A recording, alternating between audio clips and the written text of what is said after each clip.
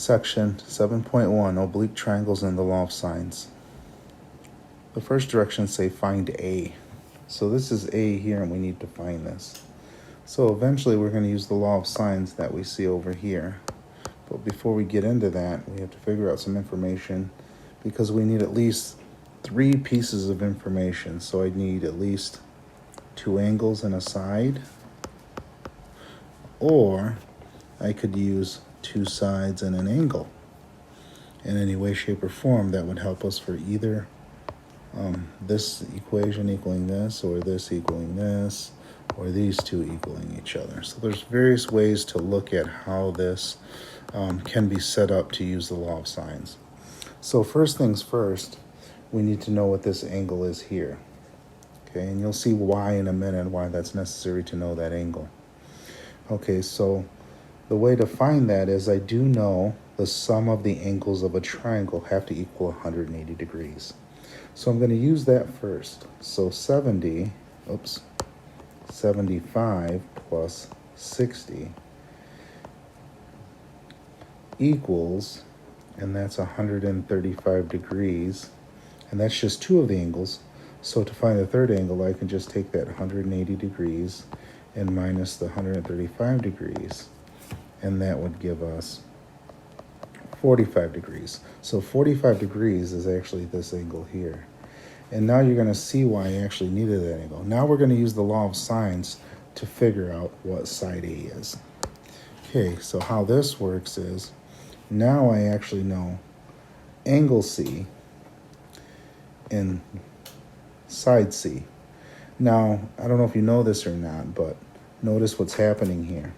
If I was to fill the rest of this in, I would call this side over here little b, because that's always the side opposite the angle. And the angles are always labeled as capital letters, and sides are always labeled as lowercase letters. So just something to think about as we go through this. So this tells me if I'm going to use the law of sines, I'm going to use this one here, and I'm going to use this one here.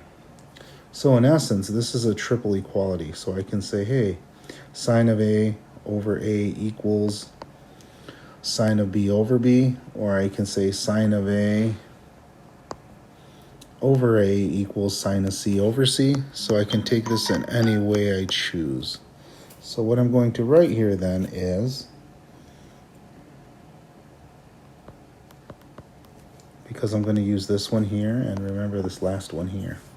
So those are the 2 I'm going to use. So sine of 45 degrees over square root of 2, because remember the little lowercase letters there represent the sides, and the capital letters represent the angles. And notice that's exactly what I did here. So that's actually going to equal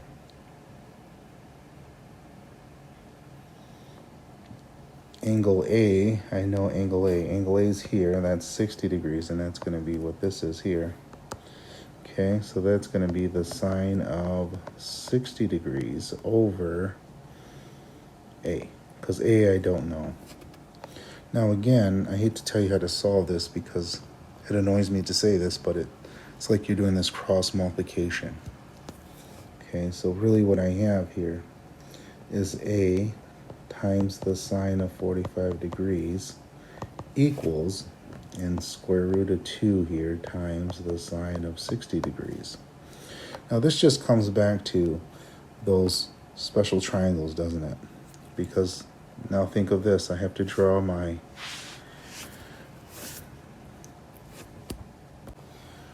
unit circle here. So how this works is I'm looking at 45 degrees, so I'm going to draw this here. And I know that this is going to be 1 square root of 2, since this is 45 degrees. So that tells me the sine of that is going to be 1 over root 2. So really what I have here is A times 1 over square root of 2. And then on the other side here, this is a root 2. And then I have to draw the other triangle for that one. So I can just redraw it down here in a smaller corner here. And this is going to be 60 degrees. So opposite the 60 is the square root of 3. This is 2 up here, and that's a 1 down there. So this one is actually going to be square root of 3 over 2.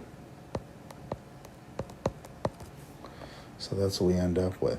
Now, what we're going to have to do to solve for a for this thing is essentially multiply both sides by the square root of 2. But before we do that, let's clean this up a little bit. Okay, now I'm just going to erase this stuff we had to the right. So now what we get is,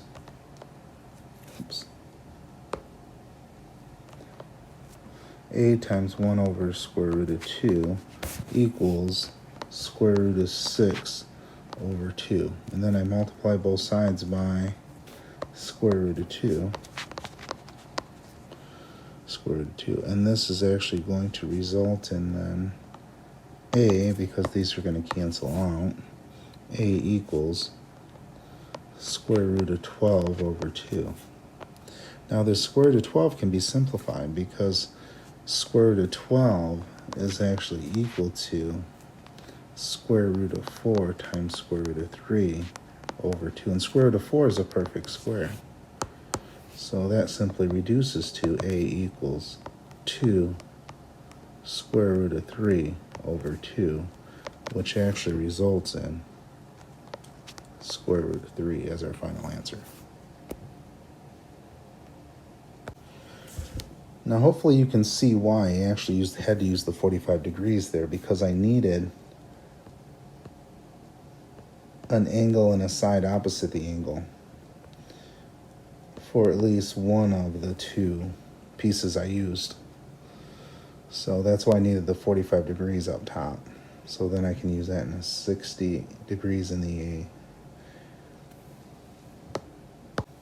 So again, our final answer is A equals square root of 3.